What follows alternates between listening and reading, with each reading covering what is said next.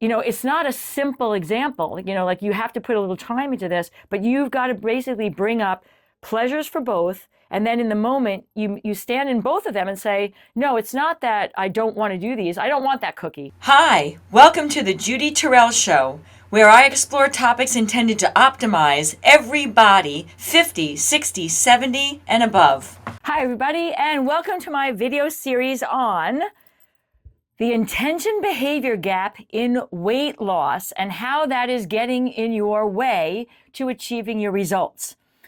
What does that mean? Welcome, everybody. I am a nationally board certified health coach, and I am currently in a PhD program in lifestyle medicine. And my passion and my interest lies in exactly what I just said in kind of like words that I'm going to further explain. And the interest is in, I'm going to say it in the way you're going to understand. I have client after client that comes to me and says, Judy, I know what to do. I know I need to eat more fruits and vegetables. I know I need to increase my protein. I know I need to exercise more. I know I need to go to bed earlier so I'm not in sleep deprivation. I know. Everybody knows on some level, what are the things that they need to do. So they have the intention. My intention is I want to change this behavior because I want this goal: weight loss, less fatigue during the day, more muscle, and higher bone density, for instance. Those are the goals. I know I have an intention and I want to achieve these goals. That's the intention part. But somehow I keep watching myself fail to do it. I know I should have a healthy dinner, but instead I want to order, pizza and wings because that's what my, significant other suggested, and I just cave every time. What's wrong with me? All right, that right there is a one example of the intention behavior gap. Okay, I have the intention, but somehow I'm not watching myself fail over and over again to actually do the behavior that is going to get me to my goals. All right, what is up with that, everybody? I'm sure 99.9% of you who are watching this video right now can identify with that in some level, right? At some level, in some way, shape, or form. I know I can.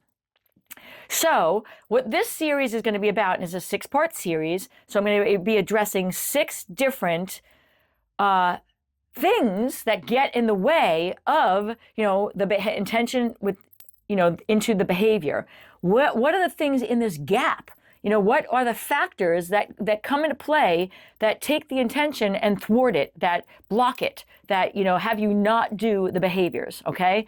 There are 6 that I'm going to address, 1 in each episode, and this is episode number 1. So here we go. Here's the first one. It's something called cognitive dissonance, all right? Again, it's kind of a scientific name, but what this means for you is I want this, but I also want this, and they are mutually exclusive. They go against each other. And so in the example of weight loss, it's like I want weight loss. I definitely do. My intention is to have that weight loss. That is my goal, right? But I like all these foods that are really, stimulating to my brain and that make me feel really good. And when I've had a hard, long day, those are the ones I want. And to give those up, I want the weight loss, but I don't want to give these up, right? Hence the dissonance. I want this and I want this, and these kind of fight each other. So what's a person to do, right? I mean, this is the kind of thing that comes up all the time. I want to be in better shape, but I'm tired and I don't want to do the exercise at the time of day that I said I was going to do it. I know I want to feel better in the morning and I need to get, 7 hours of sleep. And that means I got to get to bed at, 11 p.m. the latest, maybe 10. And yet, here I am again, but I want to scroll on my phone. This is my downtime after everyone's gone to bed. I'm relaxed. I don't have things pulling at me from every direction. And I want to now just scroll through social media and, take that time. And now it's midnight, 1 o'clock, and I did it again. I've now messed up my sleep, but I wanted to do that. I want better sleep. My intention is to get better sleep. But my behavior is I'm there I am again scrolling through the social media because I want to do that. I want to scroll through social media, and I want to do it at a time that I can actually, get the dopamine, splash in my brain, and that's after everyone goes to bed at night. All right. So there's a couple examples that are very common to how, cognitive dissonance can create a situation where there is a big gap between the intention and the behavior. There's a big gap between like it keeps resulting in I know what to do, and over and over again I'm not able to get myself to do it. And then what I hear from a client is, so I know I just gotta get myself to do it. I'm gonna leave your office today after this session, and I'm committed now. Again, I'm gonna do this. But that's not really addressing the problem if cognitive dissonance is the main factor here, because it's not like you come out of the session and now like you now no longer want the pleasurable food, or to stay up late scrolling through social media, or to sit on the couch and watch, Netflix series versus going down in the basement or going to the gym and getting in your workout, So you can see where this is going. So even though you're aware of, I want this and this goes against that, you haven't addressed the cognitive dissonance. And so you keep failing over and over again. And of course, again, I see this in my practice, and I have the psychology degree to help me discern it. This leads to, self-loathing. It leads to, self-defeatist kind of thinking. It leads to even further block of then wanting, of stopping the behavior, which is giving you pleasure. And now you feel even more like a failure. Okay. So again, it becomes this like downward spiral. So now we've identified like the number one, I think, reason for, factor into intention behavior gap. I know what to do, but I'm not able to get myself to do it. Gap. Cognitive dissonance. Well, I want this, the result of this intention, the payoff, the goal, weight loss, fitness, better sleep, better energy. But I also want to scroll, the pleasures I'm getting from the other things that are not in line with the behavior or in line with the intention, sorry. So now, how do you get around this? It is definitely, I'm going to just put a little asterisk here, it is definitely advisable that you work with someone like myself, and I'm more than happy to work with you. You can contact me.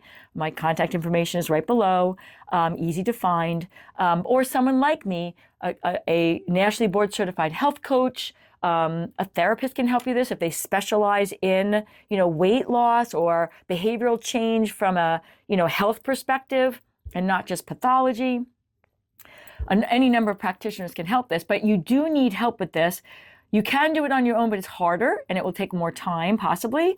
But what you do is you need help to really sitting down, and here's the thing I'm going to give you as the self-help, to do on your own or to do with a person who's objective and qualified to help you, is you need to sit down and take like some time, and you have to put 2 pieces of paper or 2 sides of a, journal book. And on the one side, you have to identify all the pleasures, all the good feeling things that you're going to get from the intention. So I intend to follow my meal plan, right? Now, what is that going to get you? It's going to get you weight loss. It's going to get you feeling better in your body. It's going to make you less self-conscious in social interactions. It's going to make you be able to dress in a way that you feel, happy and fun, and it's pleasurable for you. When you have tried all the programs and done all the right things, and yet you still can't lose the weight that you're trying to lose, and you're a male or female over 50, now is the time for you to look into my program, Your Second 50.life. It includes online video support. You can download video and PDFs for an eating plan and exercise plan appropriate for over 50. It includes group support on a monthly basis, and perhaps even more importantly, it includes weekly individualized coaching specific to you. Having the generalized plan is a good thing. I have helped literally thousands of people to lose weight over the 43 years I've been in practice, and I'd like to help you too. versus, wearing clothes just to cover up your body and then being aware of that when you go out in social contexts. So what you're doing over here is you're identifying pleasurable things. What are you going to get? Not just I'm going to look better in my clothes, but what is that going to do for you? It's going to make you feel, unself-inhibited. It's going to make you feel pride in yourself. It's going to make you feel good because you feel attractive. Like you're identifying the payoffs to the goal, like the intention, right? But you're identifying the feelings and the motivation that drives you to want those things. I'm going to improve my health, and it's going to make me more able to play with my grandkids, and I love that. It makes me feel so good and connected to them. Like these are the things, the pleasurable, the feel-good things that you're going to list that are identified with the intention behavior, okay? On the other side of the page, you're going to now identify the feel-good things that go with the behaviors that you're doing that are not your intention. These are the behaviors that are blocking your intention. The scrolling through social media, the eating the pizza and the wings instead of the chicken, marinated in a nice yummy sauce on a salad with some chickpeas, and some avocado. Like the things you're listing here are the pleasurable things that you are getting from doing the behavior that you say you don't want to do because it's blocking you from the goals. But you do want to do them, hence the cognitive dissonance. And unless you get yourself, like when I do this with clients, the first things I get when I'm asking them to write this list of what are the things you're getting from the behaviors that you don't want to do, they're like, well, it's blocking me from my fat loss. It's making me feel terrible. I beat myself up. And that is why you can't get your hand. This is why you keep falling into the same repetitive, falling into the pit of doing the other behaviors, because you're not clear on what those behaviors are getting for you. Okay. You're in, denial of them. You're trying to rationalize them, and you're being blocked from seeing what they're giving you, and hence then you'll be driven to them every time. So, scrolling through social media, you're going to say, well, it's stopping me from getting sleep, and now I'm feeling really tired. No. You're getting something from that. What are you getting? That's pleasurable. You're getting, a mind numbing. So you're temporarily unaware of all your have-tos and responsibilities for the day, and that feels really good. It's like a respite. It's like going on vacation. It's like your little mini vacation every night, and if you say, I'm going to go to bed early and miss out on that, it makes you want to cry. You're getting like a respite from the relentlessness of your brain. You're getting the calming, numbing effect from that, and that feels good. Okay, as one example. You're getting, going back to the pizza and wings eating instead of the salad with the yummy things in it, you're getting this dopamine splash, and in the moment it's like euphoric. It's so pleasurable, that to think about not having that and just have the salad, which in and of itself is not that pleasurable, not relative to the pizza and wings, definitely not when you look into the brain chemistry, which is another episode, another video, and I've done one on that, but we're going to just say you're getting this feel-good, drive in your brain, this experience in your brain, and you want that, right? You're not getting it the same from this salad, right? You've got to now really get your hands, wrap your mind around and clarify for yourself the gains that you're getting from the behaviors that you're trying not to do, okay? Because if you don't, then you're going to miss out on the next step. And that is, now you've got two lists, the list with the intention and what your goals are and what the feel-good things you're going to get from that, with the other, the behaviors that you're doing that you don't want to do that are blocking you from getting your intentions, but you've got a list of the pleasures that you get from that.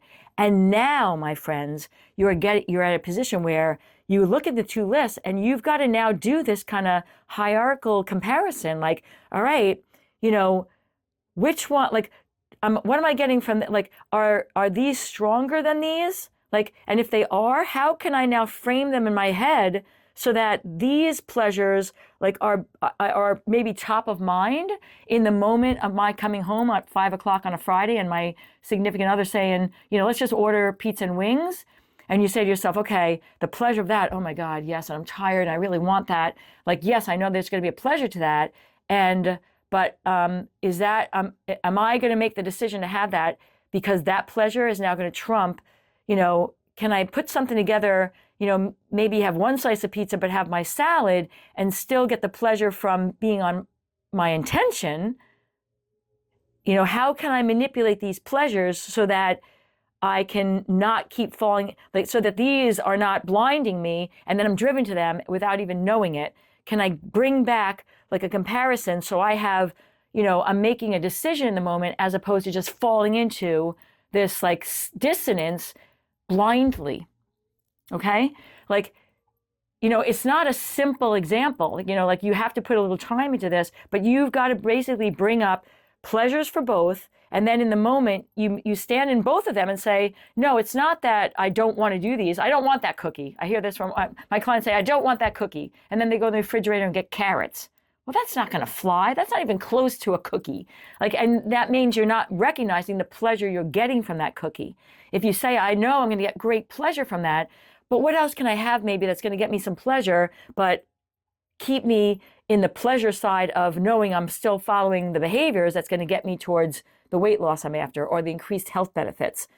So you're in a different position now when you've done these lists, or you're working with somebody who can help you to kind of keep, help you clarify the pleasures from both, and then help you to come up with the hierarchical rating system for which one is more pleasurable to you, not just in the moment, but in the long run, and then how to maybe minimize the pleasure from this and maximize the pleasure from this in an algorithm that makes you then, have a better behavior that's going to keep you on the path towards your goals.